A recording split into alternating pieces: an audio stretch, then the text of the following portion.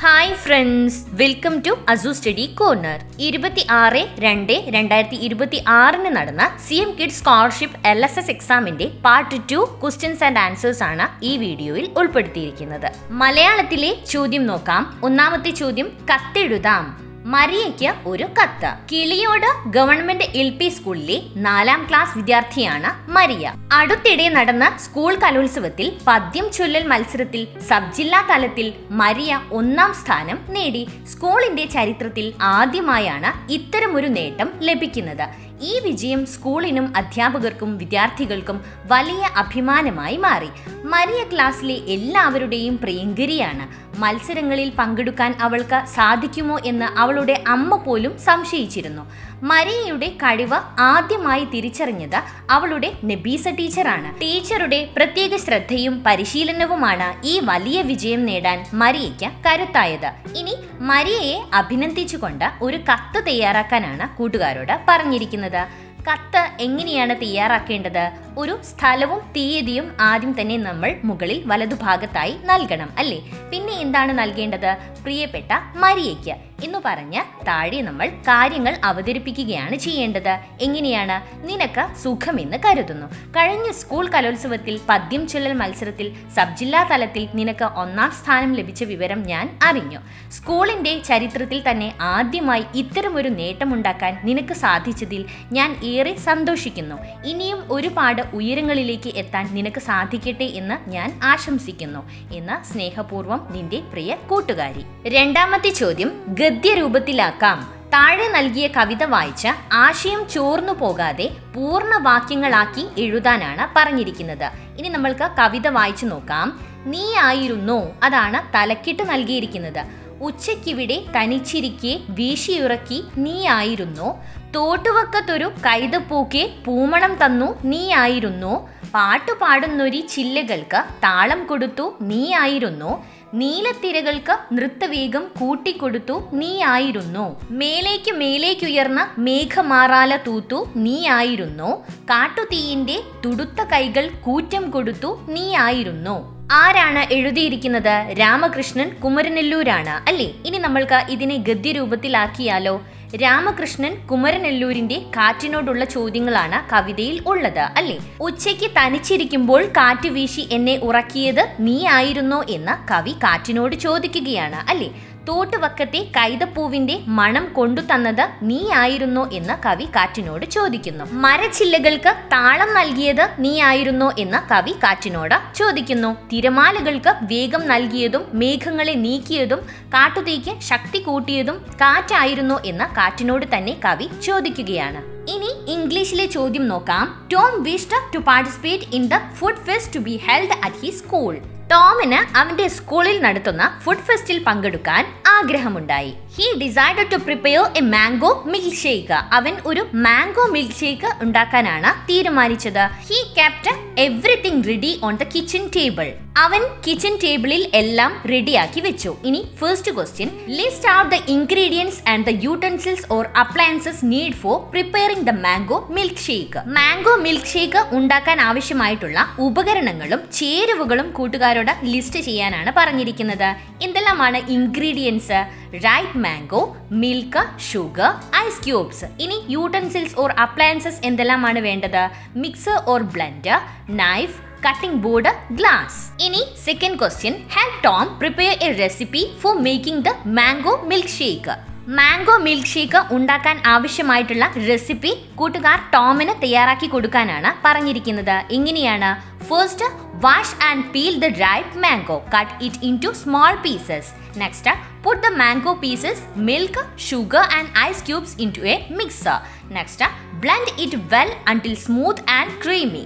Next, pour the milkshake into a glass and serve. ഇനി ഗണിതത്തിലെ ചോദ്യങ്ങൾ നോക്കാം. ഫസ്റ്റ് ക്വസ്റ്റ്യൻ, ഒരു കച്ചവടക്കാരൻ 300 രൂപ വിലയുള്ള 16 കുടയും 80 രൂപ വിലയുള്ള 60 മഴക്കോട്ടും വിറ്റു. ആകെ എത്ര രൂപ കിട്ടി എന്നാണ് ചോദിച്ചിരിക്കുന്നത്.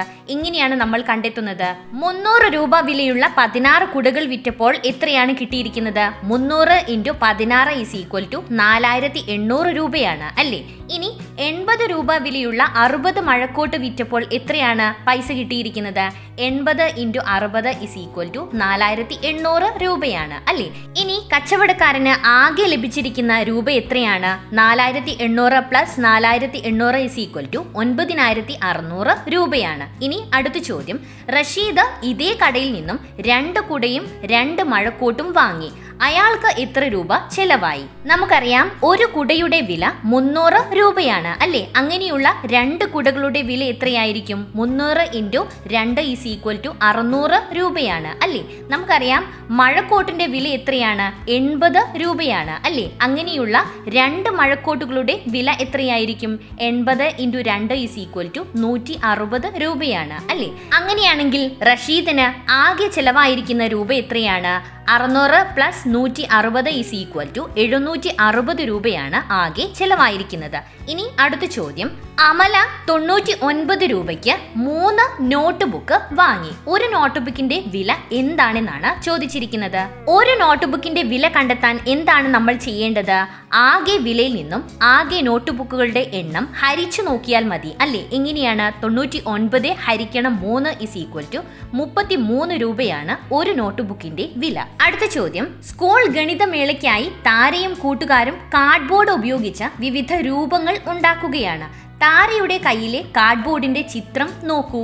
ചതുരാകൃതിയിലുള്ള ഒരു കാർഡ്ബോർഡിന്റെ കഷ്ണമാണ് താഴെ നൽകിയിരിക്കുന്നത് അല്ലേ? ഒരു വശത്തിന്റെ നീളം എത്രയാണ്? 60 സെന്റിമീറ്റർ ആണ്. മറുവശത്തിന്റെ നീളം എത്രയാണ്? 72 സെന്റിമീറ്റർ ആണ്. ഒന്നാമത്തെ ചോദ്യം, ഇതിന് ചുറ്റും ഒട്ടിക്കാൻ ആവശ്യമായ കമ്പിളി നൂലിന്റെ നീളം എത്രയാണെന്നാണ് ചോദിച്ചിരിക്കുന്നത്.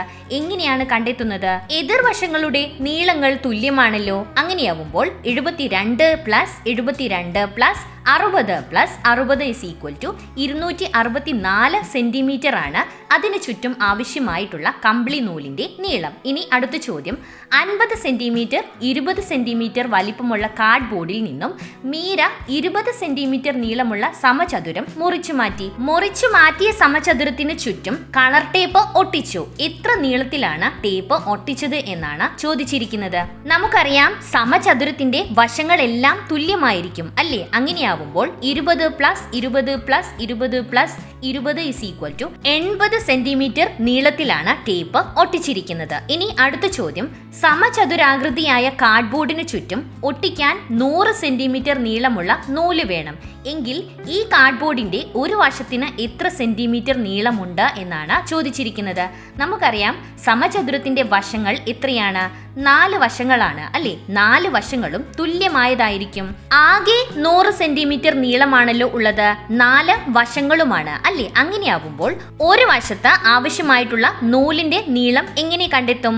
100നെ 4 കൊണ്ട് ഹരിച്ചു നോക്കിയാൽ മതി. എത്രയാണ് നമ്മൾക്ക് ഉത്തരം ലഭിക്കുന്നത്? 25 സെന്റിമീറ്റർ നീളത്തിലാണ് ഒരു വശത്ത് നൂല് ആവശ്യമായിട്ടുള്ളത്.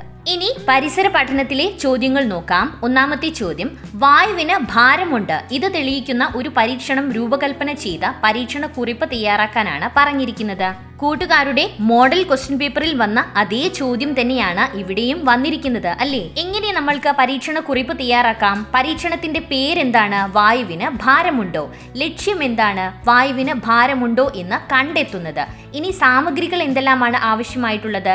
2 ബലൂണുകൾ, നൂല്, ഒരു ചെറിയ കമ്പ്. പ്രവർത്തന ക്രമം എങ്ങനെയാണ്? 2 ബലൂണുകൾ വീർപ്പിച്ച് വായ്ഭാഗം കെട്ടിവെക്കുക. 2 ബലൂണുകളെയും നീളമുള്ളതും വണ്ണം കുറഞ്ഞതുമായ ഒരു കമ്പിന്റെ 2 അറ്റങ്ങളിലായി കെട്ടി ഉറപ്പിക്കുക.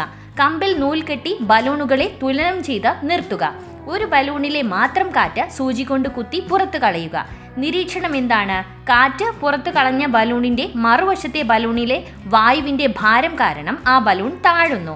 നിഗമനം എന്താണ്? വായുവിന് ഭാരമുണ്ട്. അടുത്ത ചോദ്യം, വായുവിന് ശക്തിയുണ്ടെന്ന് തെളിയിക്കുന്ന 2 സന്ദർഭങ്ങൾ നിങ്ങളുടെ ജീവിതത്തിൽ നിന്നും കണ്ടെത്തി എഴുതാനാണ് പറഞ്ഞിരിക്കുന്നത്. എന്തെല്ലാമാണ്? കാറ്റ് ശക്തമായി വീശുമ്പോൾ വീടിന്റെ വാതിലുകളും ജനലുകളും സ്വയം അടഞ്ഞു പോകുന്നുണ്ട് അല്ലേ? ഇത് വായുവിന് ശക്തിയുണ്ടെന്നതിന് തെളിവാണ്. പിന്നെയോ, ശക്തമായ കാറ്റ് വീശുമ്പോൾ വസ്ത്രങ്ങൾ അയയിൽ നിന്ന് പറന്നു പോകുന്നത് കണ്ടിട്ടുണ്ട്. ഇത് വായുവിന്റെ ശക്തിയുടെ മറ്റൊരു ഉദാഹരണമാണ്. പിന്നെയോ കുട തുറന്നു പിടിക്കുമ്പോൾ ശക്തമായ കാറ്റ് വീശിയാൽ കുട മറിഞ്ഞു പോകുന്നുണ്ട്. ഇത് വായുവിന്റെ ശക്തി വ്യക്തമാക്കുന്നു. ഇനി കാറ്റാടി യന്ത്രം അല്ലെങ്കിൽ വിൻഡ് മിൽ കാറ്റ് വീശുമ്പോൾ തിരിഞ്ഞ് വൈദ്യുതി ഉൽപ്പാദിപ്പിക്കുന്നുണ്ട്. ഇത് വായുവിന് പ്രവർത്തനം നടത്താനുള്ള ശക്തിയുണ്ടെന്ന് തെളിയിക്കുന്നതാണ്. ഏതെങ്കിലും 2 എണ്ണം മാത്രം കൂട്ടുകാർ എഴുതിയാൽ മതി. എഴുതിയിരിക്കുന്ന ഉത്തരങ്ങളെല്ലാം ശരിയാണോ? ഇത്ര മാർക്കാണ് കൂട്ടുകാർക്ക് ലഭിച്ചിരിക്കുന്നത്. കൂട്ടുകാർ കമന്റ് ചെയ്യുമല്ലോ. Thanks for watching. If you like this video, please do subscribe and share.